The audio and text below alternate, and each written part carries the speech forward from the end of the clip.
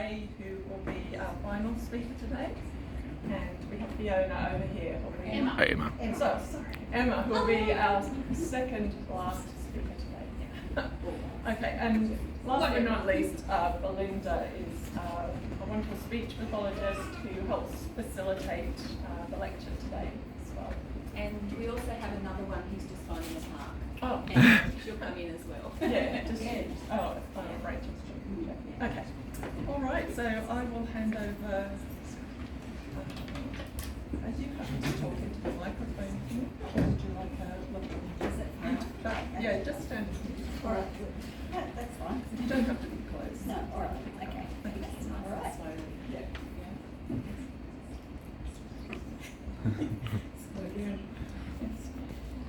I lost my words and found wisdom. My name is Fiona Bell and I live with aphasia.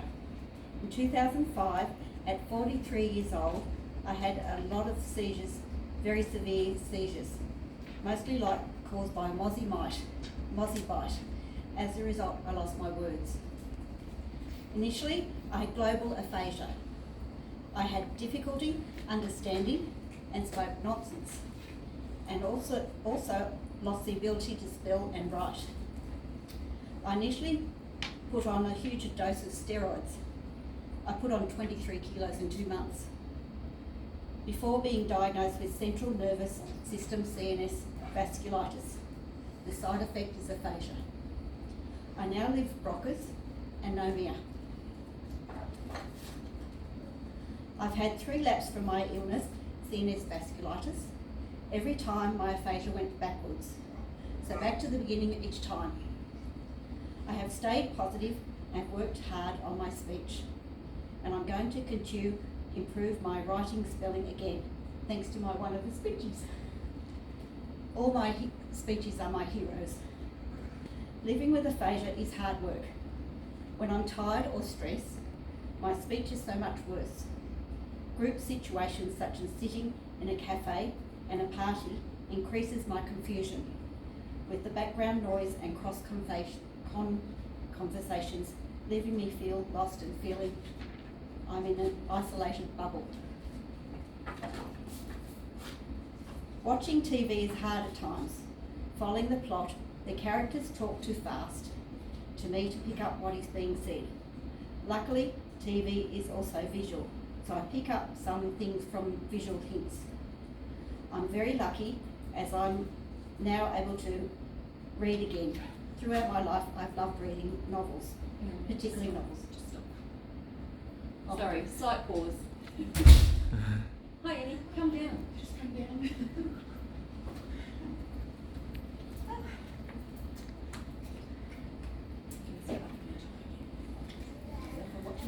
Right. Just remind Gary.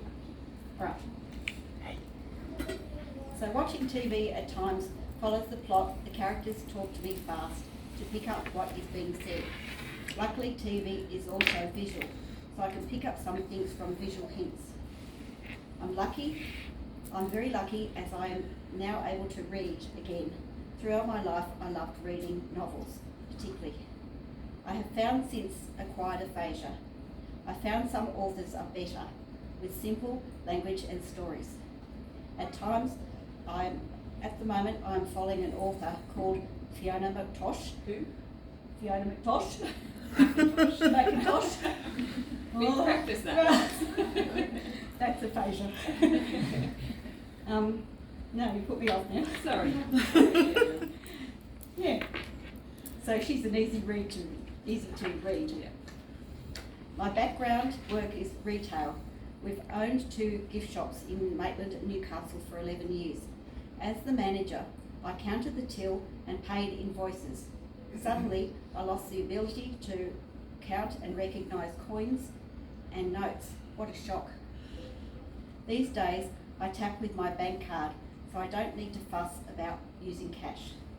When I do pay with cash, I have no idea if the changes are correct, and it confuses me. Another shock I experienced that I am unable to drive a car anymore. I lost my peripheral sight. So I had to learn to use the bus and try to read the bus timetable. bus timetables. My son found an app attached to my Opal card which can show when the next bus is arriving without having to look through the complete times to find the bus again. That's gorgeous. Oh, that's my grandbaby. Yep, living with aphasia is very hard. Coping and comes with many challenges. But I try to look on the positive side of life and appreciate what I have, such as supportive family, good friends and great support through NDIS. I try to find joy every day. Over my journey, I've experienced many speech programs at 3 different hospitals in the Hunter, usually in a week intensive program and with mixed results. The worst. A speechie left me with her speech student. The student spoke to me like I was a child and explained this is a very complex sentence for an 8-year-old. She was talking to a lady 46 years old. I went home and howled. I was so embarrassed, insulted. I can remember this clear today as when it happened many years ago. The takeaway message here, please do not ever speak to an adult like they're a child. It's very embarrassing to the client. The best experience. I was introduced to a jumbo drum and tapped a good pace for me to match the pace at which I could speak. I came away with a huge smile as I was talking the best I could with wonderful support. And the takeaway message from this, try to look outside the box to bring in memorable, effective experiences to your clients. Also, remember to consider the emotions of those living with aphasia. It is a balance to push forward with a person still coping with a life-changing event. Some days will be diamonds, some other days are dust, as the going goes. Be aware of the client's emotions, including frustration. Very common emotion living with aphasia. I used to throw tanties. So frustrated. In 2009, I joined the Maitland Hospital's first chronic aphasia group. What a saviour. There were other people similar to me. I became a aphasia groupie as I continued to join 8-week sessions one after another. I found friends and support among the group and from the speech pathologist who ran the group. In 2009, I presented my first public speech in the John Hunter in Newcastle at the annual Wednesday Without Words. I had practiced for weeks for my speech pathologist. I was a huge gathering and I stood with my supporter, my speechie. I started out okay, but as I went along, I got emotional and finally finished in burst into tears. I was so embarrassed, but so many people from the audience came up and congratulated me for my courage. My mum and dad, who are no longer with me, were there to watch me and they were so proud. Such wonderful memories. Since then, I have done many speeches at Wednesday Without Words, at several Australian Aphasia Association conferences, at clubs such as Rotary and View clubs. Now I've gained so much more confidence, I'm happy to present a talk with no tears these days. After 3 years of attending the chronic aphasia group at the hospital, I was told I had to finish as other people also needed this support and I was taking away from them. I understood, but I knew I needed to keep practicing. I didn't want to go backwards after all my work so far. I chatted with 3 other members of the group and they felt the same. So I wrote to our local MP and asked for the support to start our own aphasia group, the birth of Maitland Aphasia Communication Group. In 2011, I was presented with the Maitland Council Community Award for setting up the Maitland Aphasia Communication Group. At the ceremony, the Maitland Mayor gave my award and he said I'd never heard of aphasia before. Another good opportunity to spread the awareness. Maitland Aphasia Communication is so important to me.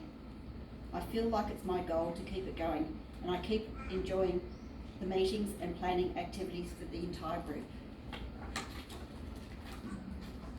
Every fortnight, I supply activities that help someone in the group to practice a skill such as spelling, maths or etc. There is nothing better seeing a person in the group improving and growing with confidence. It is also a great social outing day. We also go for lunch and after the group, and sometimes even stretch for an afternoon tea. It has been found to be true that when living aphasia, over time we lose friends. Some do not understand aphasia and haven't the practice to listen while the person living aphasia tries to find the word to say. So they drop off and lose contact. Sad but very common when living with aphasia. I still have my weekly speech therapy sessions where we work on many different aspects of speech, memory, numbers and public speeches. I have lived with aphasia for 18 years now and find my speech sessions are so important. When I have a break, I feel I go backwards, so practice is my affirmation. Practice, practice. Remember, our brain is plastic and keep improving for life. Big leaps and baby steps are part of living with aphasia. So things I've learned over the years when living with aphasia. Number one, most people don't know what aphasia is and they think we are dumb. So important to assure them that aphasia does not affect intelligence. Number two, practice, practice and more practice are the key to improving. Number three, I need to stay positive. Enjoy every day with a smile on my dial. No negative Nellies, they pull me down. Number four, push myself to go out on bad days. It will help improve my mood. Number five, tiredness steals my words. I need to be kind to myself and take a nap when needed. Number six, social contact and communication is so important as we are social creatures. We cannot chat without friends. Number seven, every day I do the best with the speech skills I have. Number eight, it's important to spread the word aphasia and its meaning to the wider community. Number nine, concentrate on things that are important. It is okay to make mistakes, but move forward, be kind to myself. Number 10, my speech pathologists are my heroes. Without them, life would be sad and bad. Number 11, I will not be defined as disabled. I have more able parts. I must concentrate on my best skills. I'm still the same person after illness or trauma. Number 12, I love giving a presentation to new Newcastle University students and to clubs like Rotary clubs. No one knows how much effort is put into these talks. I work with my speechy for weeks to practice to make sure the words comes out perfectly. Yep, practice. My secret tip. Sometimes they don't. So thank you very much for the opportunity to speak to you today. I hope you have learnt something of value from my talk. Thank you very much.